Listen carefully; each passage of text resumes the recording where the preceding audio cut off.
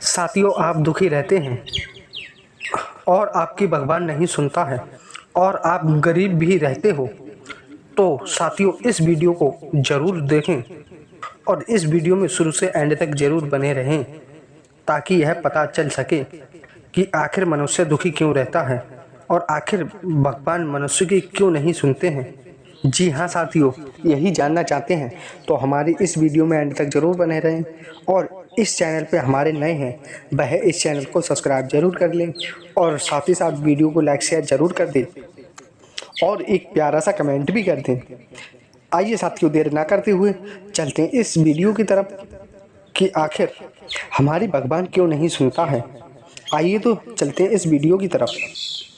साथियों, आपने एक बात और देखी होगी कि जो भगवान के सच्चे भक्त होते हैं उन पर कष्ट पे कष्ट आता रहता है कि आखिर वह ऐसा उनके साथ में क्यों होता है। साथियों, आपको एक बात और बता दें, यदि कोई भी भगवान के भक्त पर यदि मुसीबत आती है, उन पर कष्ट आता है, तो ऐसा तो नहीं है दोस्तों, तो ऐसा तो नहीं है साथियों कि उन पर कष्ट नहीं आएगा, दुख नहीं होगा, लेकिन होगा साथियों, उसे खुद ही स्वयं भगवान संभाल लेंगे। यदि आप कष्ट में गिरते हो तो साथियों भगवान स्वयं ही आकर के उन्हें गिरने नहीं देंगे, ऐसा होता है। साथियों, एक समय की बात है, किसी गांव में एक सेठ रहा करते थे। वह सेठ बहुत ही अमीर थे। वह साथियों रास्ते से गुजरकर जा रहे थे, तभी रास्ते में उन्हें एक फकीर आदमी मिल जाता है जो बिल्कुल भिखारी हुआ था और वह गली गली में भीख मांगता था। तभी साथियों उस सेठ ने उस भिखारी को देखा, उस फकीर को देखा, तो वह सेठ आश्चर्यचकित में पड़ जाता है क्योंकि वह हट्टा कट्टा सा बहुत ही तगड़ा तंदुरुस्त था। तभी साथियों वह उस सेठ ने उस फकीर से पूछ ही लिया आखिर कि तुम इतने हट्टे कट्टे से हो और इतने नौजवान हो, फिर भी आप भीख मांग रहे हो। तभी साथियों उस फकीर ने कहा कि हे सेठ महाराज, आप तो बहुत अमीर हो, मेरे पास कोई भी काम नहीं है और नहीं मुझे कोई भी काम मिला है, इसीलिए मुझे अपने पेट पालने के लिए मुझे भीख मांगनी पड़ती है। तभी साथियों वह भिखारी कहने लगा कि हे सेठ महाराज, मेरे पास क्या करूं, नौकरी नहीं है, इसीलिए मुझे भीख मांगनी पड़ती है, वैसे भी मैं भीख मांगना कहाँ चाहता हूँ। तभी साथियों वह सेठ कहने लगा कि मेरे पास एक नौकरी है और नौकरी से बेहतर भी नौकरी है। तभी साथियों उस फकीर ने कहा कि हे सेठ महाराज, क्या वह है, मुझे बताने की कृपा करेंगे आप। और वह फकीर बहुत ही खुश हो जाता है और कहने लगता है, हे प्रभु, आप मुझे बताने की कृपा करें, आप तो मेरे भगवान समान हो। तभी साथियों वह सेठ कहने लगा कि आप मेरे रोजगार में शामिल हो जाओ। तभी साथियों वह फकीर उस सेठ के पैर पकड़ के हाथ जोड़ने लगता है कि आप तो साक्षात भगवान दिखते हो मुझे, आप लगता है कि आपको मेरे पास भगवान ने ही भेजा है। तभी साथियों वह सेठ उस फकीर आदमी से कहने लगा कि यह तुम्हें मंजूर है। तभी वह फकीर आदमी कहने लगा कि हे सेठ महाराज, आप मुझे काम बताइए, क्या काम है। तभी वह सेठ कहने लगे कि मेरा एक गेहूं का गोदाम है और उस गोदाम में से माल लाकर इस मंडी में बेचना है। और तभी वह सेठ कहने लगा कि जो भी मुनाफा होगा, जो भी घर का अनाज बिकेगा, उसमें से बाद में बांट लिया करेंगे। तभी साथियों वह फकीर आदमी कहने लगा कि आप मुझे परसेंट देना चाहते हो तो ये तो बता दो, अब मुझे कितना परसेंट मिलेगा। तभी साथियों उस सेठ ने कहा कि तुम्हारे लिए 70% मिलेगा और यदि बहुत अच्छा कार्य करते हो तो 80 से 90% भी मिल सकता है। तभी साथियों वह भिखारी, वह फकीर जो था, वह बहुत ही खुश हो जाता है। तभी वह सेठ उस फकीर के सर पे हाथ फेरता है और कहता है कि जाओ तुम मेरे प्लांट पर काम करो और तुम मेरे लिए ज़्यादा नहीं तो 10-5% दे दिया करे ना। तभी साथियों वह फकीर जो था वह उस सेठ से कहने लगा कि हे सेठ महाराज, मैं तुम्हारा महीने के महीने परसेंट चुका दिया करूँगा। तभी वह सेठ मान जाता है और वह कहता है चलो कोई बात नहीं है, तो मुझे महीने के महीने चुका दिया करना।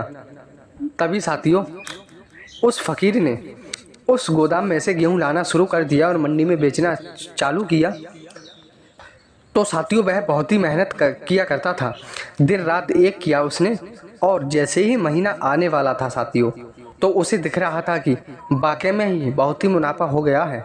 तभी साथियों उस फकीर के मन में एक बात आ जाती है और वही बात उसके मन में गूंजने लगती है। जब साथियों वो परसेंट देने वाली तारीख नज़दीक आ जाती है और वो ही समय आ जाता है, तो वह फकीर सोचने लगा कि आखिर उसने मुझे दिया ही क्या है जो मैं उस सेठ के लिए 10-15% दूंगा। सारी मेहनत मैंने की है, उसने तो खाली मुझे अनाज बताया था। सिर्फ मैंने तो मेहनत की है और दिन रात एक की है, फिर उसको मैं 10% किसका दूं? क्या उसने बताया उसका दूं?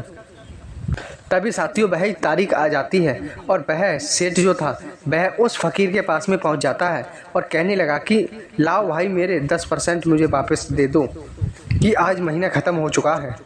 तभी साथियों वह फकीर जो था वह अपनी ऐसी हालत में आ जाता है जैसे कि कितना गरीब था और वह उससे कहने लगा कि अरे सेठ महाराज कि आज वहाँ पर घाटा हो गया कि वहाँ पर हो गया। ऐसे ही साथियों वह घाटा गिनाने लगा कि मेरे पास कुछ भी नहीं है, अब अगले महीने देखेंगे, तुम्हारी 10% इस महीने की 10% उस महीने के दे देंगे। तभी साथियों वह सेठ कहने लगा कि अरे भाई तुम्हारा प्रॉफिट हुआ तो है, तुम्हें मिला भी तो है, तो इसमें देने से तो आप क्यों कतरा रहे हो। तभी साथियों वह भिखारी कहने लगा कि अरे वाह सेठ महाराज आप ये कह रहे हो, आप ये बताओ मैं 10% आपको किसका दूं? आपने कोई मेहनत की? मेहनत दिन रात मैंने की है, दिन रात एक कर दिया है मेहनत करके। आपने तो सिर्फ मुझे बताया था, तो मैं 10% किसका दे दूं? यदि मैं यह दिन रात मेहनत नहीं करता तो मुझे फिर भी घाटा पड़ सकता था। तभी साथियों सेठ महाराज कहने लगे कि अरे फकीर व्यक्ति, अब एक बात ये सोच तू, यदि मेरी जगह पर तू अमीर होता और आपके साथ कोई भी ऐसा करता तो आपको कैसा लगता? और यदि कोई भी किसी को रोजगार देते हो और उसे 10% बांधते हो तो 10% भी वह देने नहीं आता तो आपको क्या लगता, कैसा महसूस होता? तभी साथियों वह सेठ कहने लगा कि अरे हम लोग तो कुछ भी नहीं है, सबसे अमीर तो ऊपर वाला है। तभी वह फकीर कहने लगा कि वो कैसे? तभी साथियों वह सेठ कहने लगे कि उसने हमें इतना अच्छा जीवन दिया है और यहाँ पर ला कर के उन्होंने हमें ज़िंदगी दी है, तो हम उसे 10 सेकंड का भी यानी कि 10% का भी समय नहीं निकाल पाते हैं। तभी क्योंकि साथियों हम लोग हर 24 घंटे में से उस ऊपर वाले को 10% भी साथ नहीं देते हैं और यही सोचते हैं कि आखिर उन्होंने हमारे साथ में कर ही क्या दिया है, हमें सिर्फ यहाँ पर भेज ही तो दिया है। जैसे ही उस सेठ ने उस फकीर आदमी का बिजनेस खड़ा कर दिया तो वह लालची हो जाता है और वह उसे 10% देने से इनकार करता है।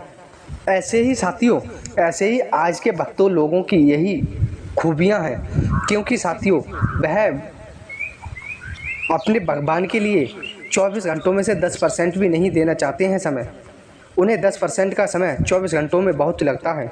यदि आप 24 घंटे में ऊपर वाले को भगवान के लिए तुम 10% भी देते हो, यानी कि 24 घंटे का समय में अगर 10% का समय तुम उस भगवान के भजनों में लीन होकर के उससे प्रार्थना करके यदि आप कुछ भी कहते हो, तो ईमान से बता रहा हूँ आपकी हर मनोकामना पूरी हो जाएगी और आप अपनी ज़िंदगी में बहुत ही उन्नति करने लगोगे। तो साथियों आप इस कहानी के माध्यम से समझ गए होंगे कि आखिर मनुष्य दुखी क्यों रहता है, आखिर ऊपर वाला मनुष्य की क्यों नहीं सुनता है। क्योंकि साथियों उसने आपको जब पृथ्वी पर भेजा था तो उसने भरोसा करके भेजा था कि आप उसे 10% दोगे, 10% का समय दोगे। लेकिन साथियों जब आप नीचे आ जाते हैं तो उसमें 24 घंटे का समय में से आप ऊपर वाले के लिए 5 मिनट का समय भी नहीं दे पाते हो। जैसे उस फकीर आदमी ने उस सेठ को 10% का मुनाफा नहीं दिया था।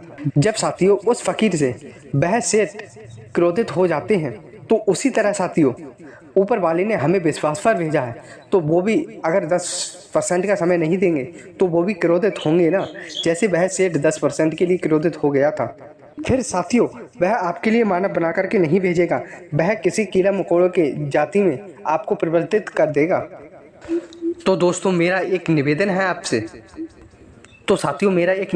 आपसे, यदि आप अपनी ज़िंदगी में दुखी नहीं रहना चाहते हैं, सुख ही सुख पाते हैं, तो आप 24 घंटों में से उस 10% का समय ऊपर वाले के दीजिए जिसने आपकी ज़िंदगी संवारी है, जिसने आपको ज़िंदगी दी है, जिसने आपको इस पृथ्वी पर भेजा है। तो मेरा एक निवेदन यही है कि आप साथियों ऊपर वाले को 10% का समय 24 घंटों में से ज़रूर निकालें। आप दुखी नहीं रहोगे, ये मेरा वादा है। आप सुखी सुख रहोगे। तो साथियों उम्मीद करते हैं आपको वीडियो पसंद आई होगी। वीडियो पसंद आई हो तो वीडियो को लाइक शेयर ज़रूर कर दें, और यदि हमारे इस चैनल पे नहीं हैं वह इस चैनल को सब्सक्राइब करके बेल आइकन अलाउ करके वीडियो को लाइक शेयर ज़रूर कर दें, और कमेंट में एक प्यारा सा कमेंट करके हमें ज़रूर बता दें कि आपको यह कहानी कैसी लगी। और साथ ही साथ जय भगवान का कमेंट ज़रूर कर दें, क्योंकि साथियों ऊपर वाले की लीला अपरंपार है। उसकी लीला को कोई भी नहीं जान पाया है। उसने आपके लिए भरोसे में रख कर के भेजा है, और वह भरोसा आप तोड़ दोगे तो आप दुखी रहोगे। इसीलिए मेरा आपसे निवेदन यही है कि आप उस 24 घंटों के समय में से 10% का समय आप उस ऊपर वाले के दीजिए, तो वह आपके लिए खुश रहेगा। तो उम्मीद करते हैं साथियों आपको वीडियो पसंद आई होगी। वीडियो पसंद आई हो तो वीडियो को लाइक शेयर जरूर करें। धन्यवाद साथियों, मिलते हैं एक प्यारी सी नए 11 बजे तक कहानी के साथ। जय श्री कृष्ण, जय राधे। धन्यवाद साथियों।